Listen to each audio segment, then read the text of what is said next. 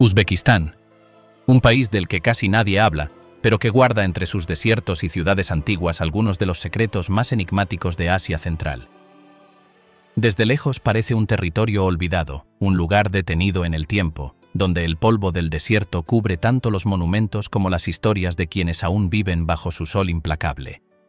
Pero cuando uno se adentra en su corazón, descubre algo distinto. Una tierra donde Oriente y Occidente se tocan, donde las caravanas de la antigua ruta de la seda aún parecen cruzar los caminos y donde cada piedra guarda el eco de imperios desaparecidos. Aquí conviven los minaretes azules de Samarcanda con los mercados bulliciosos de Tashkent, las leyendas mongolas con las canciones persas y la religión con una espiritualidad mucho más antigua que el Islam. En Uzbekistán, el tiempo no avanza, sino que se curva, y lo que parece moderno siempre tiene raíces profundas en la arena. Prepárate para descubrir un país donde la belleza y el peligro caminan juntos, porque en Uzbekistán nada es lo que parece, y lo que parece nunca es lo que realmente es. El corazón del desierto. El desierto de Kizilkum no perdona. Sus arenas cubren más de 300.000 kilómetros cuadrados, extendiéndose como un mar inmóvil entre montañas y ruinas. Allí, el horizonte es una línea temblorosa donde el cielo y la tierra parecen confundirse. El calor es tan intenso que los espejismos se vuelven parte del paisaje. Lagos que no existen, sombras que desaparecen, formas que engañan a la mente. Pero entre esas arenas inhóspitas vive un pueblo que aprendió a resistir. El uzbeco es, ante todo, un sobreviviente. En regiones donde la lluvia puede tardar meses en caer, cada gota de agua se celebra como un milagro. Las aldeas se levantan junto a pozos, y las casas de barro son construidas con el mismo polvo que las rodea. Aquí la vida no corre, resiste. Y esa resistencia se convirtió en una forma de identidad. El desierto no solo moldea el cuerpo, también el alma. Quien nace en él aprende a escuchar el silencio, a leer el viento, a respetar lo invisible. Por eso los uzbecos suelen decir que el desierto enseña sin hablar. En sus noches frías, cuando el viento corta la piel, uno entiende por qué la soledad se volvió parte de su carácter. Un silencio que no es vacío, sino una conversación con la tierra misma. Durante siglos, caravanas de comerciantes cruzaron estas rutas. Traían seda, especias, oro y, sobre todo, historias. De China hasta el Mediterráneo, la ruta de la seda convirtió a Uzbekistán en el puente entre mundos. Samarcanda, Bujará y Khiva florecieron gracias a ese flujo constante de culturas. Pero con el tiempo, las rutas se secaron, los comerciantes desaparecieron y las arenas comenzaron a cubrir los caminos. Hoy, quienes viajan por estos territorios aún pueden encontrar los restos de antiguos pozos, las ruinas de caravasares donde los mercaderes dormían y, si la suerte los acompaña, fragmentos de cerámica o monedas olvidadas. Es como si el desierto los hubiera guardado para sí, ocultándolos del paso del tiempo. Sin embargo, entre los locales circulan historias más inquietantes. Se habla de ciudades enteras tragadas por las dunas, de pueblos que desaparecieron sin dejar rastro, y de lugares donde la brújula simplemente deja de funcionar. Algunos creen que bajo la arena hay algo más que ruinas, que existen pasajes subterráneos, laberintos que conectan templos y cámaras selladas por antiguas dinastías. Nadie puede confirmarlo, pero los rumores nunca se apagan. En las aldeas más aisladas, los ancianos cuentan que el desierto tiene memoria, que escucha y responde. Por eso, los viajeros que cruzan el Kizilkum suelen ofrecer una plegaria antes de partir, dejando agua o pan en la arena como señal de respeto. Dicen que si el desierto acepta tu ofrenda, el viento soplará a tu favor. Si no, te perderá en su confusión de dunas. El clima extremo también dicta la manera en que los uzbecos viven y se relacionan.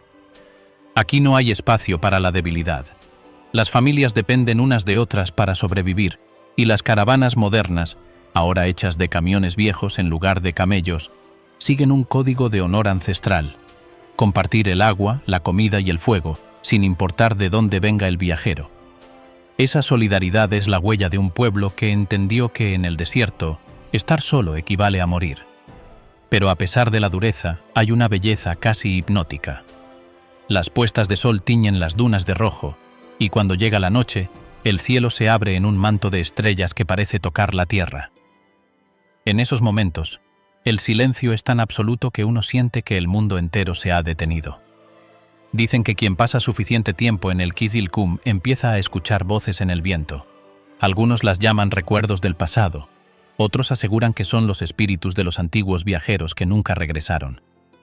Sea lo que sea, el desierto tiene su propio lenguaje, y solo quienes aprenden a escucharlo pueden entenderlo.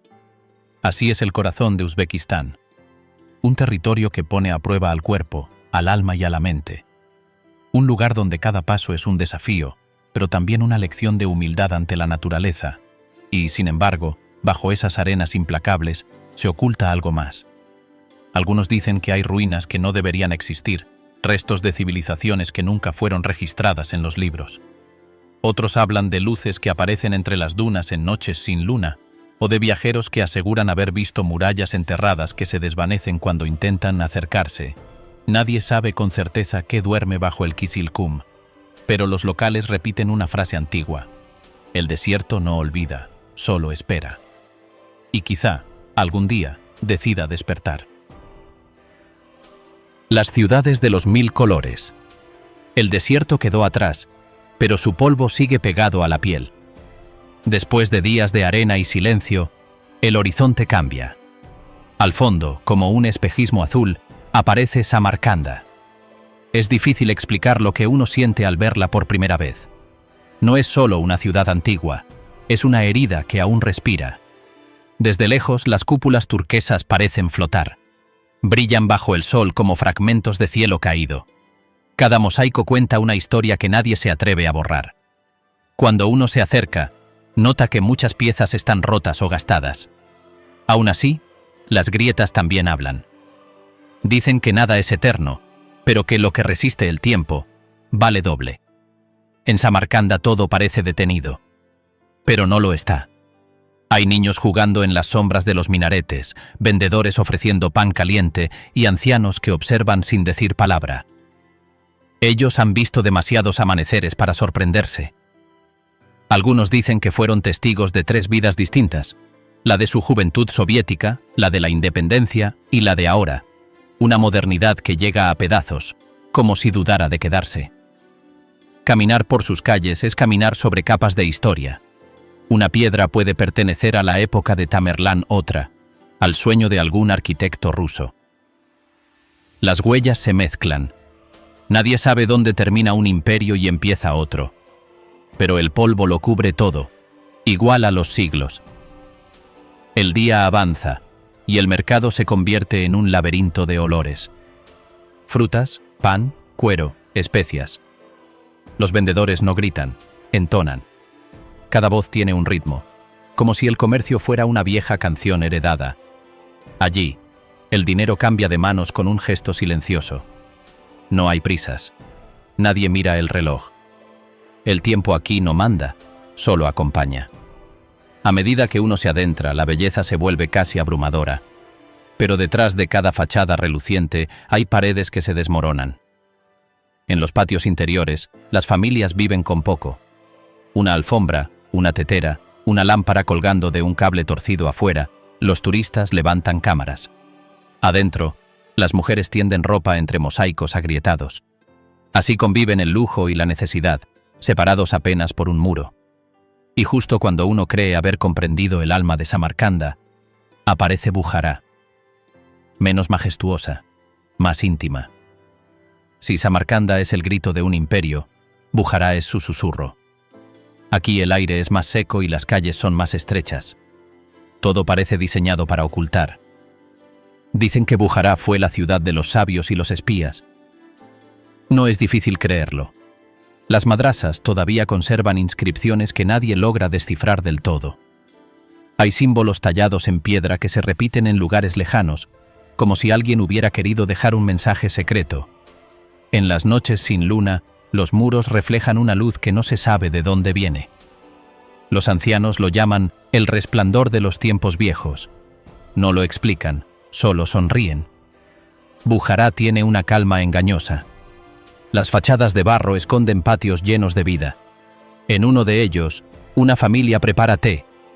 En otro, un grupo de artesanos pinta cerámicas que luego viajarán a Europa con etiquetas modernas, aunque nacieron aquí, en un rincón sin nombre. Esa mezcla de orgullo y resignación se siente en todas partes. La gente sabe que vive entre tesoros, pero también que esos tesoros ya no les pertenecen del todo. El olor a pan recién hecho se mezcla con el incienso. Una mujer mayor pasa cargando una cesta de higos secos. No mira al frente. Mira al suelo, como si el suelo aún guardara secretos. Tal vez lo hace. Cada calle parece tener su propia memoria. Y cada paso es una conversación con el pasado. Un poco más al oeste, la tierra cambia otra vez. Las casas se vuelven más bajas, el aire más cálido. Khiva aparece como una ilusión detenida en el siglo XVII. Dentro de sus murallas, el mundo moderno parece una historia inventada. Las puertas de madera están talladas con tanta precisión que parecen respirar. En los callejones estrechos los sonidos se amplifican. El eco del paso de un niño puede confundirse con el de un viajero antiguo. Khiva es distinta. Más pequeña, pero más intensa. Todo está concentrado. La vida aquí sucede en voz baja. Las mujeres limpian los mosaicos de las mezquitas con cepillos improvisados. Los hombres trabajan el cobre hasta entrada la noche. En cada rincón hay una mezcla de orgullo y cansancio. El turismo trajo dinero, sí, pero también invadió la intimidad. Muchos sienten que su ciudad fue convertida en un escenario. Aún así, los locales no pierden el sentido de pertenencia. En los días de fiesta, cuelgan telas de colores entre las calles y encienden velas frente a las puertas. Lo hacen no por los visitantes, sino por ellos mismos. Para recordarse que Khiva sigue viva, aunque parezca un museo. Desde lo alto de las murallas se ve todo el conjunto.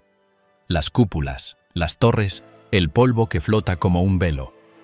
Es una vista que corta la respiración, pero también muestra la fragilidad del lugar. Muchas estructuras están sostenidas por refuerzos modernos, ocultos tras el yeso. Si uno se acerca, puede ver los remiendos. Uzbekistán no es solo belleza antigua, es belleza remendada. Y quizá eso sea lo más fascinante. No la perfección de sus monumentos, sino su resistencia. Cada ladrillo agrietado es una victoria sobre el olvido. La gente lo sabe. Por eso, cuando cae la tarde y el llamado al rezo se mezcla con el sonido de las motocicletas, el contraste no suena extraño. Es el sonido real de este país, la historia y la supervivencia compartiendo la misma calle. Las noches en estas ciudades tienen un brillo distinto. No el de la electricidad, sino el de la piedra iluminada por la luna. En Samarcanda, los turistas se quedan hasta tarde frente al Registán, fascinados por los mosaicos que cambian de color con la luz. En Bujará, las sombras parecen moverse entre los arcos. En Khiva, el silencio se convierte en un idioma propio. Pero debajo de esa calma, hay una tensión sutil. Muchos uzbecos se debaten entre conservar su herencia o modernizarla.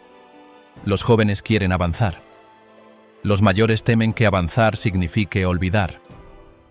Ese conflicto se nota en los gestos. Un adolescente escucha música occidental mientras su abuelo le enseña a rezar. Una mujer revisa su teléfono junto a una fuente construida hace 500 años. Son escenas cotidianas, pero cargadas de significado. Las ciudades parecen vivir entre dos pulsos, el de la historia y el del presente. Ninguno domina por completo. Esa dualidad crea una sensación única, casi mágica. Todo parece al borde de cambiar, aunque nadie sepa hacia dónde. Cuando llega la madrugada, las calles vuelven a vaciarse. El viento sopla desde el desierto y arrastra consigo una fina capa de arena. Es como si el Kizilkum quisiera reclamar lo que alguna vez fue suyo. El polvo cubre los mosaicos, se posa sobre las ventanas, se mete entre las piedras.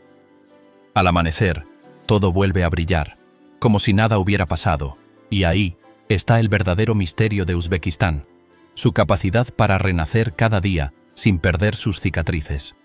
Las ciudades no buscan ocultar el desgaste, lo exhiben. Como si dijeran, sí, hemos sido invadidas, saqueadas, olvidadas, pero aún estamos aquí. El viajero que se detiene en sus plazas lo siente. Hay una fuerza que no se ve, pero se percibe en la forma en que los niños corren, en cómo los ancianos observan el horizonte, en el modo en que el viento se cuela entre los arcos antiguos. Es una mezcla de melancolía y orgullo, una sensación que no se olvida. Y mientras el sol vuelve a encender las cúpulas turquesas, uno comprende que estas ciudades no son solo ruinas hermosas, son testigos que siguen mirando. Porque aquí, la historia no se estudia, se respira. Las mujeres del Asia oculta. El bazar de Samarcanda huele a especias y seda recién tejida, pero cuando una mujer cruza el arco con su atlas dorado ondeando al viento, el aire cambia. Las mujeres del Asia oculta. Belleza que no pide permiso, ojos almendrados que guardan secretos persas, pómulos altos heredados de turcos nómadas, piel clara o morena que el sol de la estepa mongol marcó hace siglos. En Uzbekistán la mujer no es flor de invernadero, es raíz profunda que sostiene la yurta familiar mientras el mundo gira entre minaretes y rascacielos. Mira a Gulnara, 32 años, maestra en Tashkent. Se levanta a las 5 para el namaz, cubre el pelo con pañuelo de seda antes de salir al patio donde el té verde hierve en samovar ruso. Su rostro mezcla delicadeza persa en la nariz fina con fuerza turca en la mandíbula, ojos que brillan como el lapislázuli de Bujará. En la escuela enseña matemáticas a niños con uniformes tiesos, voz firme que no admite risas fuera de lugar, pero en casa cose y cat con manos que conocen cada nudo. La tradición la envuelve como el atlas, la modernidad late en su móvil donde chatea con amigas sobre series coreanas. La vida diaria choca en cada esquina. En el Mahalla de Tashkent, las vecinas vigilan desde ventanas, comentan si el doira está demasiado corto o el maquillaje muy fuerte. Gulnara usa jeans bajo la túnica en la universidad, pero en la mezquita cambia a chador negro que solo deja ver ojos. Modestia afuera, fortaleza dentro. Cocina plov para 20 en bodas familiares, regatea en el bazar mejor que cualquier hombre, y cuando el marido viaja a Rusia por trabajo, maneja cuentas, reparte sueldos y decide si los hijos van a tutor o a Corán. El equilibrio entre deseo y deber define cada paso. En Samarcanda, una joven llamada Feruza sueña con diseñar moda, dibuja vestidos cortos en cuadernos escondidos, pero el padre elige novio de familia conocida. La boda se planea en semanas, oro en las orejas, henna en las manos y la noche de nupcias detrás de cortinas pesadas donde el deseo se despierta por primera vez. La sexualidad vive en privado, susurros entre primas sobre hierbas para placer o para espaciar hijos, anticonceptivos que llegan en farmacias modernas pero se guardan en cajones secretos. La religión marca el amor con líneas suaves pero firmes. Islam suní, dicta namaz 5 veces, ramadán estricto, pero las mujeres lideran iftar en casa con manti humeante y fruta seca. El honor familiar pesa más que cualquier versículo. Una mirada prolongada en el bazar puede manchar reputación. Un mensaje equivocado en Telegram trae escándalo.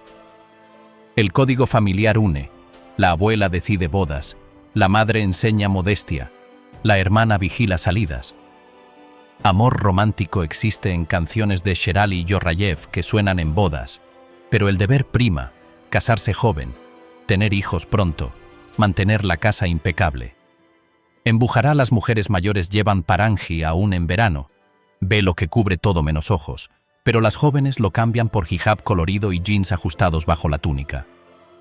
La modernidad llega en cafés de Tashkent, donde toman latte con amigas, hablan de carreras en Haití o turismo, pero vuelven a casa antes del Magrib para no levantar cejas fuerza callada, manejan negocios de seda desde el teléfono, exportan a Dubái mientras cocinan osh para la familia. La belleza exótica mezcla mundos rasgos persas en labios carnosos, turcos en cejas arqueadas, mongoles en ojos rasgados que brillan bajo el sol de la estepa. En Kiva una vendedora de alfombras tiene piel dorada por el polvo del desierto, trenzas negras que caen hasta la cintura, y regatea en uzbeco ruso-inglés sin perder sonrisa. En Fergana, las mujeres cultivan algodón con manos expertas, cuerpos fuertes de cargar sacos, pero se pintan col en los ojos para la oración del viernes. El amor se negocia en silencio. Noviazgo corto, paseos supervisados por tías, regalos de dulces y pañuelos. La sexualidad después del matrimonio florece en alcobas con camas de madera tallada, mosquiteros que ocultan, pero el placer se aprende entre mujeres, libros robados o internet lento. Divorcio existe, raro. La mujer vuelve a casa paterna con hijos y vergüenza que lava con trabajo duro. Algunas eligen soltería en la ciudad, apartamentos compartidos, carreras que llenan el vacío. En el campo cerca de Urgench las mujeres aran con burros al amanecer, cubren la cara con pañuelo contra el polvo, pero cantan canciones antiguas que hablan de amores imposibles. La tradición las ata al Mahalla, la modernidad las lleva a ferias de Tashkent donde venden bordados y sueñan con pasaporte equilibrio precario, modestia en la ropa, fortaleza en la voz que decide si los hijos estudian ruso o árabe. Amar bajo el velo del silencio. Después de conocer los sabores del país, llega el momento de hablar de algo más complejo. Lo que no se cocina con fuego, sino con deseo. En Uzbekistán, el amor tiene sus propias reglas. No se grita, no se presume. Se vive en voz baja. Porque aquí, las paredes escuchan y los vecinos miran. El país respira tradición. Las costumbres pesan tanto como el sol del desierto. A simple vista, todo parece ordenado. Los hombres trabajan, las mujeres cuidan del hogar, los jóvenes estudian o ayudan en los campos. Pero debajo de esa calma se esconde otro mundo, uno donde los sentimientos caminan descalzos, cuidando de no hacer ruido. Desde pequeños, los uzbecos aprenden que el amor no siempre nace del corazón. A veces lo decide la familia. En muchos pueblos los matrimonios se arreglan entre padres, tíos o abuelos. No se trata de imposición cruel, sino de continuidad. Casarse no es solo unir dos personas, sino dos linajes, dos historias, dos maneras de sobrevivir. Para ellos, el matrimonio es una responsabilidad antes que una elección. Sin embargo, las nuevas generaciones ya no piensan igual. Los jóvenes que estudian en las ciudades, que tienen internet en sus teléfonos y escuchan música extranjera, ven el amor con otros ojos. Algunos sueñan con elegir, con casarse por sentimiento, no por deber. Pero saben que en Uzbekistán, los sueños a veces deben esconderse bajo la almohada. En Tashkent, una chica me dijo que su abuela se casó con un hombre que apenas conocía. Lo vio 3 veces antes de la boda. Su madre, en cambio, conoció al suyo por cartas. Ella, la nieta, conoció al suyo por Instagram. Cada generación se acerca un poco más al amor libre, pero todavía hay miedo. Un miedo que no se nombra, pero que todos entienden. En los pueblos, los romances prohibidos siguen existiendo. No se cuentan, pero se intuyen. Las miradas duran un segundo más de lo permitido. Las cartas se esconden dentro de libros religiosos. Los encuentros ocurren en los márgenes. Un mercado lleno de gente, una calle sin luz, una boda donde todos bailan. Los jóvenes se las ingenian para vivir lo que la tradición intenta silenciar. Y es que aquí, el amor no se mide por besos, sino por paciencia. Hay quienes esperan meses para tomarse de la mano. Un roce puede significar un universo. Un saludo puede contener todo lo que no se puede decir. El amor en Uzbekistán tiene que ser ingenioso. Es un arte de la discreción. Ya que la sociedad es tan observadora, las familias se vuelven guardianas de la reputación. Lo que digan los vecinos importa más que lo que uno siente. Si una mujer aparece sola en la calle a deshora, surgen rumores. Si un hombre visita demasiado a una amiga, las lenguas se mueven. En las aldeas pequeñas, todo se sabe, o al menos se sospecha. Y en un país donde el honor pesa más que el deseo, cualquier paso en falso puede costar caro. Sin embargo, las historias de amor sobreviven. Algunas terminan en matrimonio, otras en silencio. Hay parejas que logran casarse después de años de resistencia, cuando los padres finalmente ceden. Hay otras que solo se ven en sueños, porque la realidad no les permite encontrarse. Pero todas tienen algo en común. la intensidad. En Uzbekistán, cuando el amor existe, es total. No hay medias tintas. Los casamientos son un espectáculo. Se preparan durante semanas. Las casas se llenan de flores, música y comida. Los invitados pueden contarse por cientos. Se baila, se ríe, se brinda con té y vodka. Pero en medio de la celebración, los novios apenas se miran. La ceremonia no es suya, es de las familias. El amor verdadero empieza después, cuando todos se van y queda el silencio. Las mujeres tienen un papel crucial. Son las encargadas de mantener la armonía del hogar. Deben ser fuertes, pacientes, discretas. Muchas trabajan fuera, pero aún cargan con el peso de las expectativas. Una esposa ideal debe saber cocinar plov, criar hijos, honrar a los padres del esposo y, sobre todo, no hablar demasiado. Esa es la lección que pasa de madre a hija, generación tras generación. Aún así, las cosas están cambiando. En las ciudades, muchas mujeres jóvenes buscan independencia. Algunas estudian en el extranjero, otras abren negocios o manejan taxis. Su manera de ver el amor es distinta. No quieren ser elegidas, quieren elegir. Pero el cambio es lento, casi invisible. Se mueve como el viento del desierto. Parece suave, pero con el tiempo lo transforma todo. En este país, las demostraciones de afecto público todavía incomodan. Un beso en la calle puede provocar miradas reprobatorias.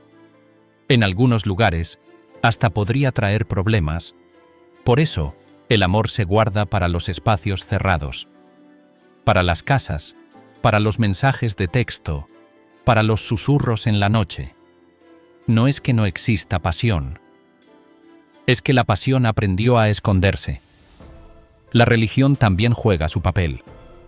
El Islam, profundamente arraigado, marca los límites. No se trata de prohibir, sino de recordar lo que se considera correcto. Los rezos, las costumbres, los códigos morales. Todo forma un marco que contiene la vida íntima. Pero en los huecos de ese marco, el amor encuentra caminos. Siempre los encuentra. En Bujará, un anciano me contó una historia. Dijo que en su juventud amó a una chica del pueblo vecino. Sus familias no lo aprobaron. Ella se casó con otro y él emigró a Rusia. Pasaron 40 años sin verse. Cuando regresó, la encontró viuda. Volvieron a verse, en secreto, como si el tiempo no hubiera pasado. El corazón, me dijo, no entiende de reglas. Esa frase resume a todo Uzbekistán. Porque aquí, las reglas mandan, pero el corazón insiste. Hay mujeres que siguen escribiendo cartas, hombres que recorren kilómetros para dejar flores donde nadie los ve. El amor sobrevive gracias a esos gestos pequeños, invisibles para los demás, pero enormes para quien los vive. También existe la otra cara, la de las uniones que no funcionan. En las zonas rurales, el divorcio todavía es un tabú. Muchas mujeres soportan matrimonios infelices por miedo al juicio social. Si una esposa deja a su marido, su familia puede sentir vergüenza. A veces es rechazada.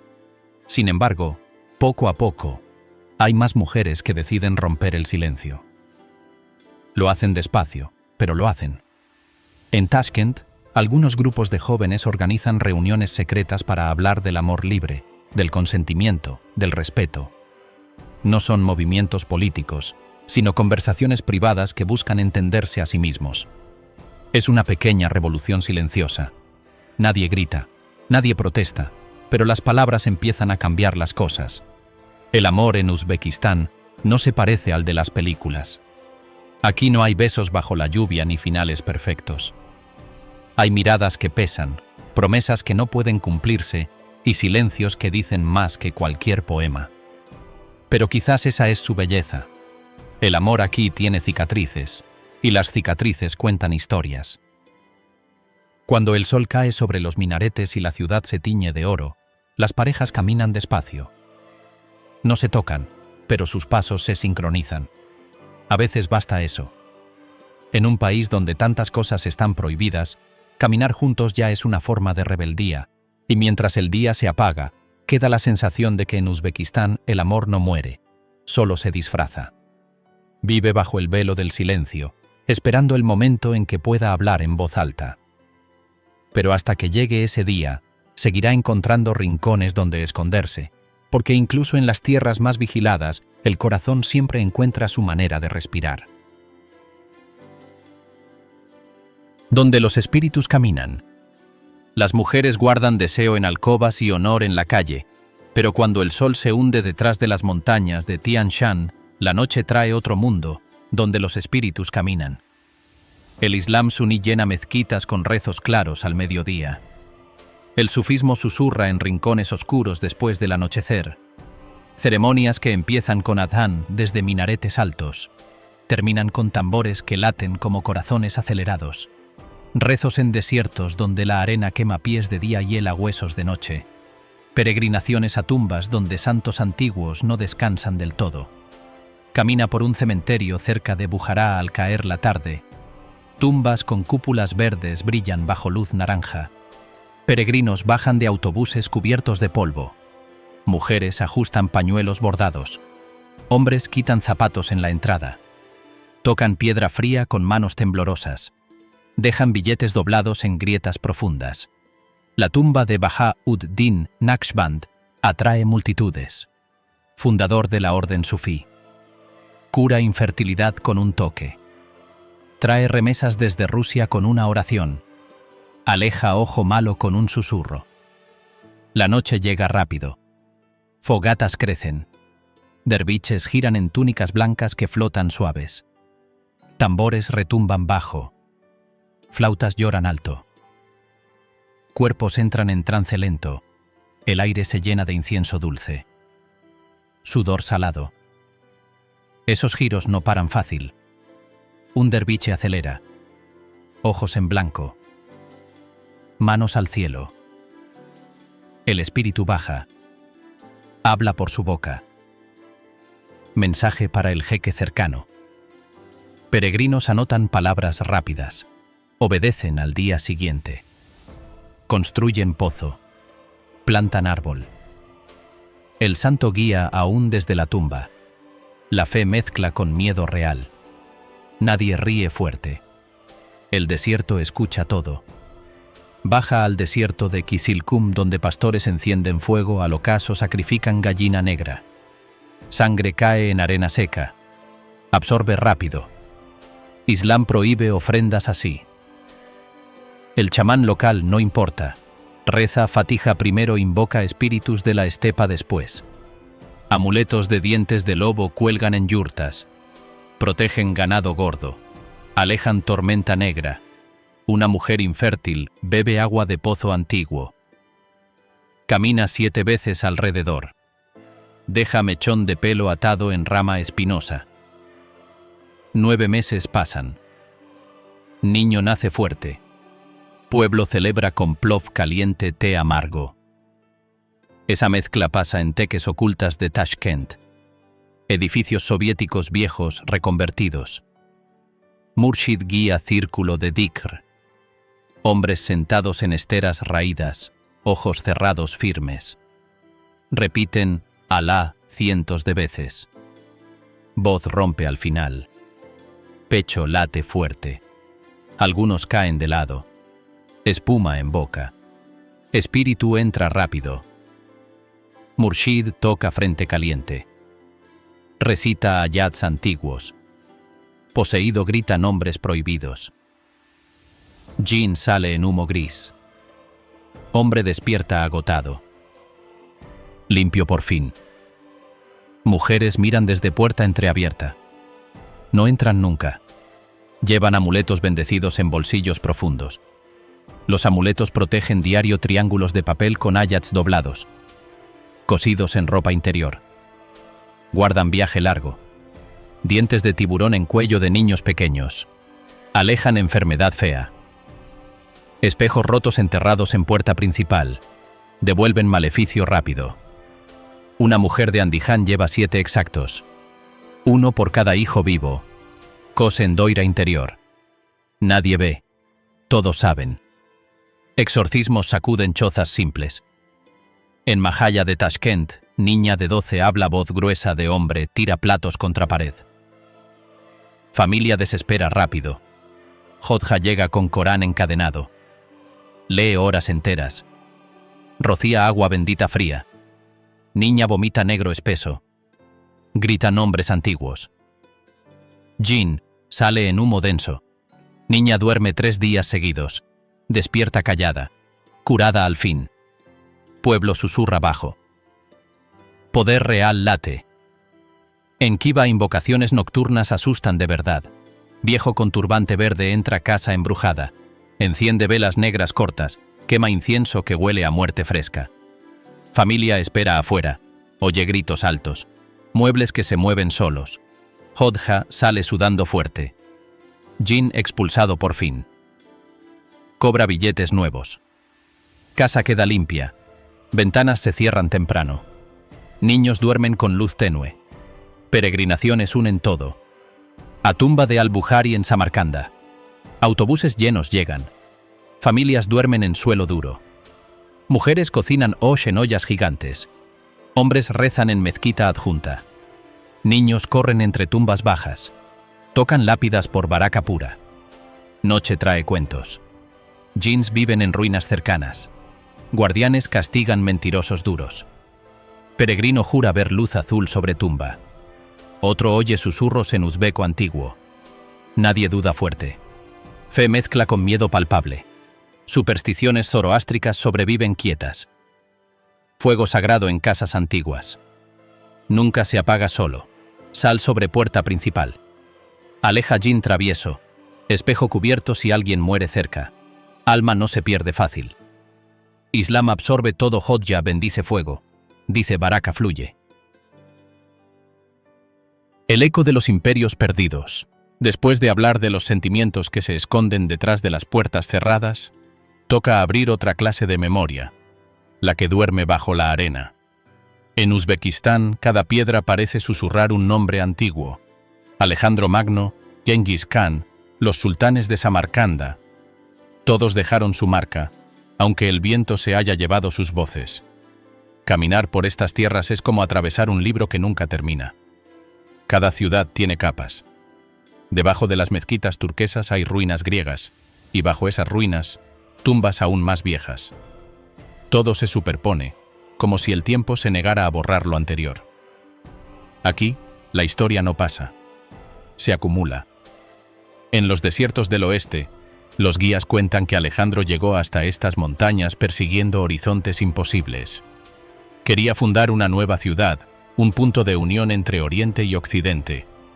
No dejó palacios ni esculturas intactas, pero sí una herida.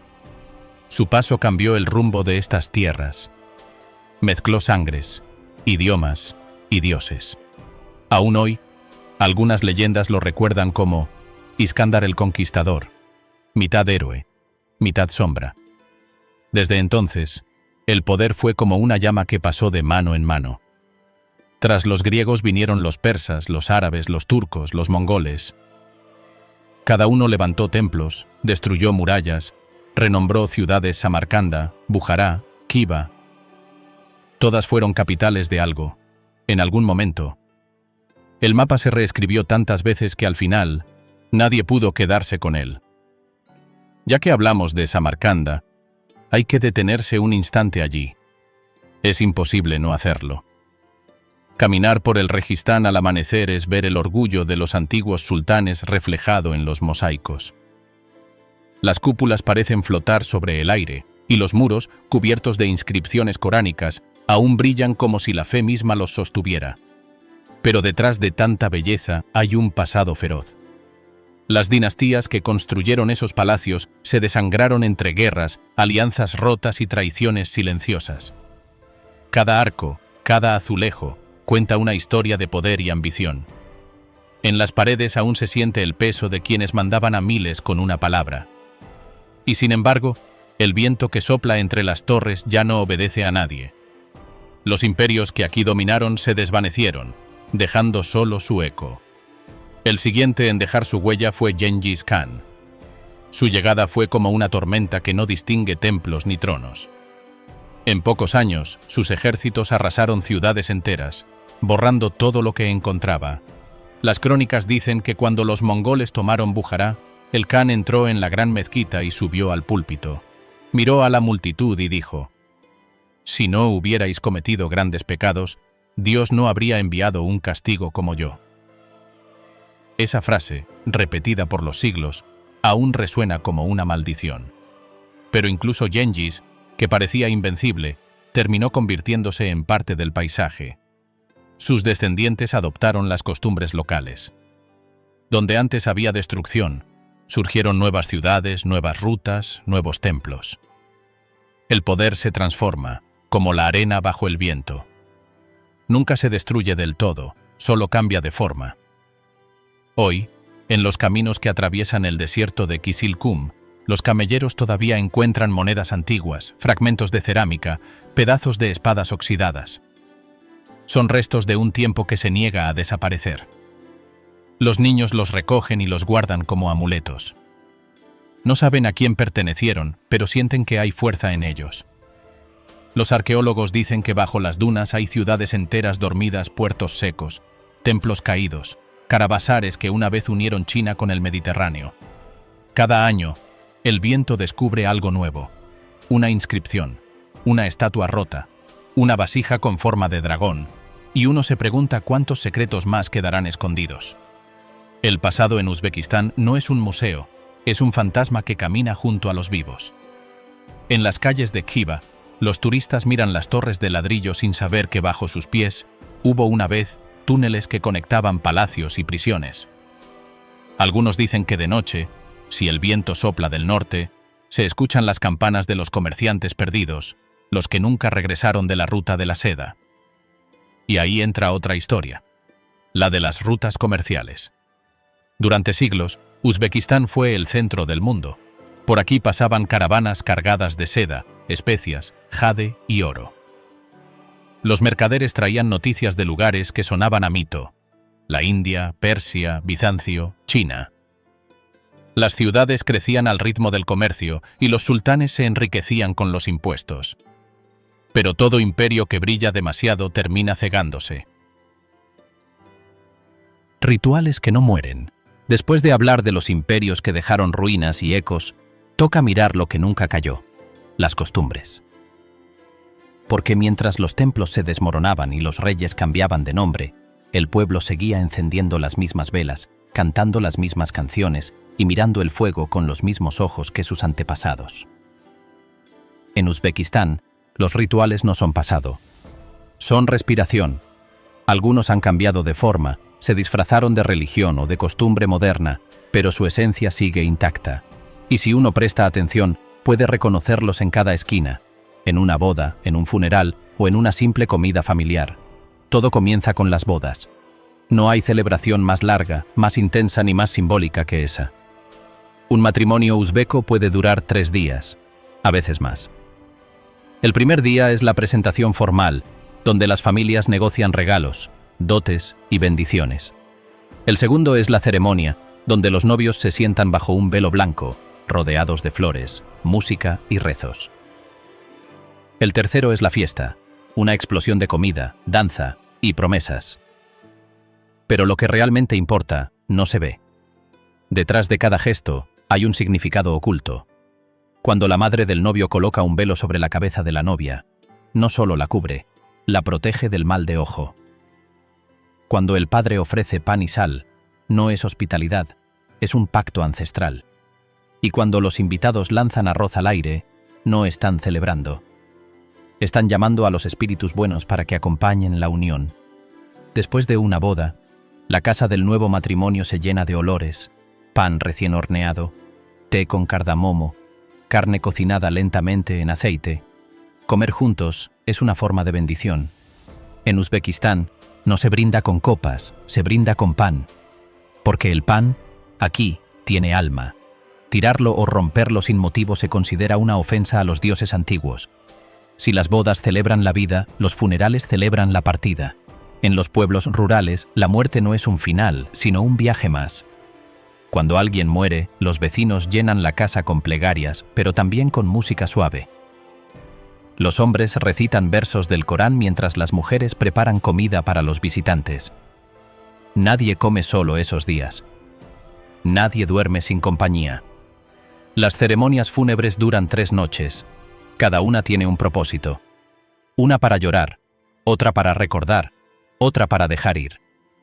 En muchas aldeas, se sigue creyendo que el alma del muerto se queda cerca, observando, hasta que escucha su nombre por última vez.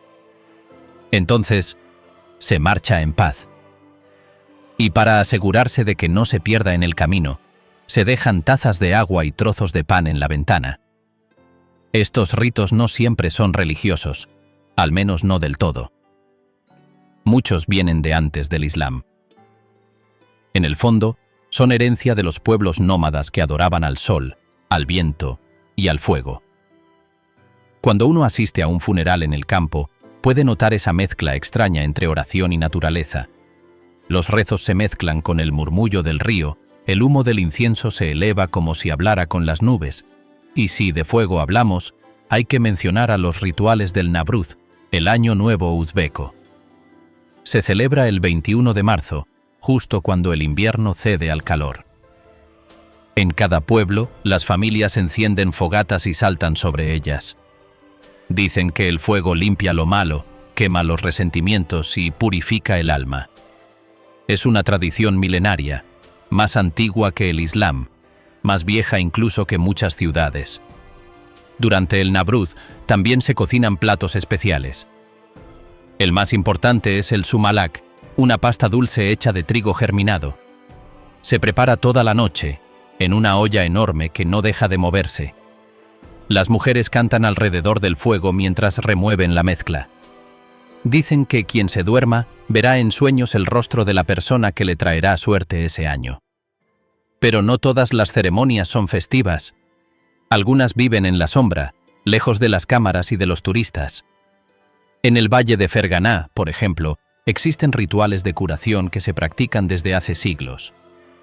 Las mujeres mayores, llamadas bibi, mezclan hierbas, fuego y palabras antiguas para expulsar el mal de cuerpo y mente.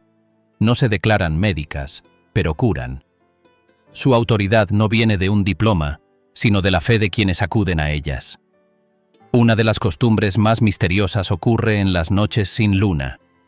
Los pastores encienden pequeñas hogueras cerca de los corrales y trazan círculos con sal. Creen que así protegen a los animales de los jinns, espíritus invisibles que rondan en busca de almas débiles. Nadie los ha visto, pero todos actúan como si fueran reales. Tal vez lo sean. Sombras. Del poder invisible. Los espíritus caminan entre tumbas y desiertos, pero cuando el viento levanta polvo en el Kizilkum, otra sombra se mueve más callada. Sombras del poder invisible. Rumores que los viejos pastores cuentan junto al fuego bajo. Operaciones soviéticas que nadie escribió en libros. Bases militares abandonadas donde el viento silba por ventanas rotas. Desapariciones en arena que no deja huella. Pueblos borrados del mapa como si nunca existieron, luces extrañas que flotan en la noche. Documentos que duermen en archivos sellados. En Uzbekistán, el pasado soviético no se fue del todo.